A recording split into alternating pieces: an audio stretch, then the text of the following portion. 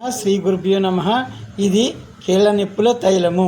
దీనిలోని సుమారు 6 రకముల నూనెలు, 26 రకముల వనమూలికలు వేసి తయారు చేస్తున్నాం. సుమారు ఈ వంట 3 గంటలు పడుతుంది. దీనిని కీళ్ళ నొప్పులకు, జాయింట్ నొప్పులకు, ముడికల నొప్పులకు, అన్ని రకముల వాతములకు అద్భుతంగా పనిచేయు ఏకైక ఆయుధం.